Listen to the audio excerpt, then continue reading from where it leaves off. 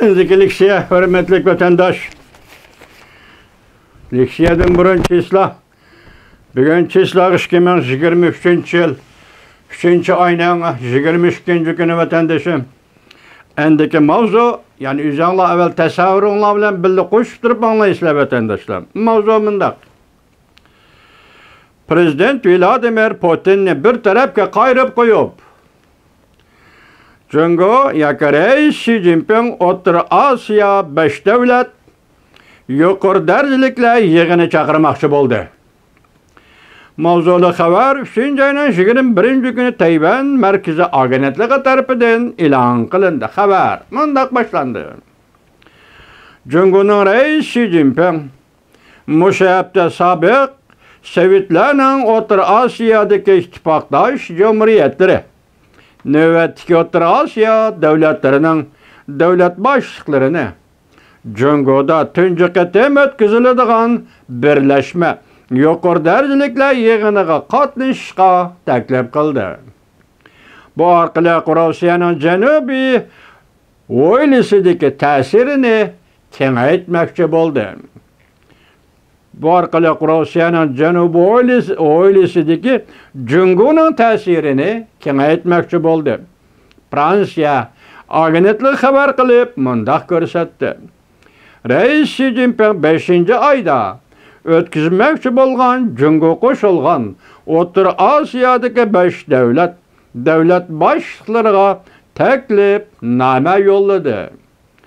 Ilgari keyin bo'lib 3. ayning 20 va bugun 3. ayning 21 kuni Qozog'iston, Qirg'iziston, Tojikiston va O'zbekiston davlat rahbarlariga mazmuni o'xshash telegramma yo'llab, bu chaqiriq telegrammasi topshirib olgan davlatlar tarafidan e'lon qilindi.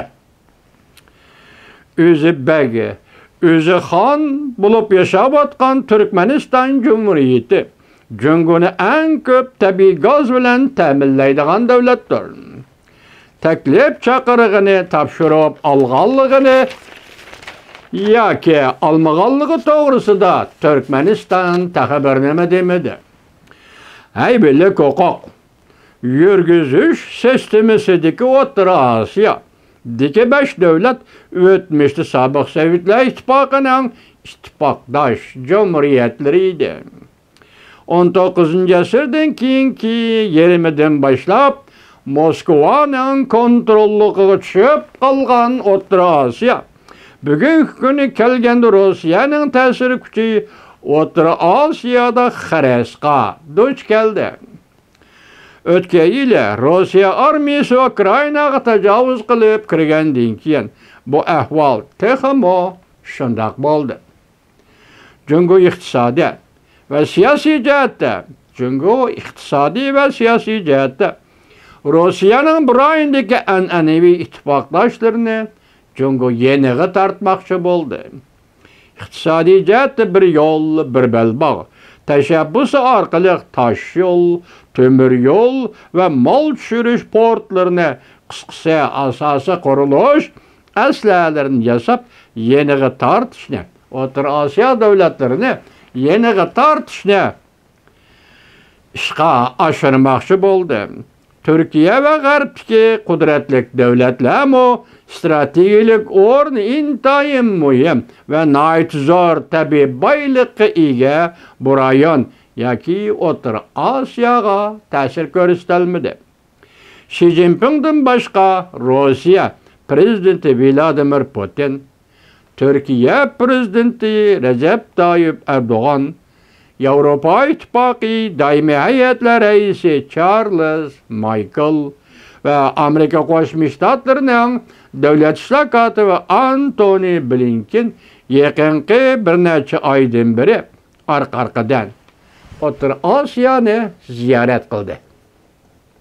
Diqqat vatandoshim, 22 kuni Moskva suhbati oxirlashdi. Jungoning raisi Xi Jinping Rossiya Federatsiyasining prezidenti Vladimir Putin Rossiyada suhbat o'tkazdi. Moskvada suhbat o'tkazdi. 22 kuni aeroplanga chiqib Reis Xi Jinping Beijing'e qaytı keyin edildi bu haber geldi. Devleti qaytı keyin edildi bu haber geldi. Bu haberde 5 devlet.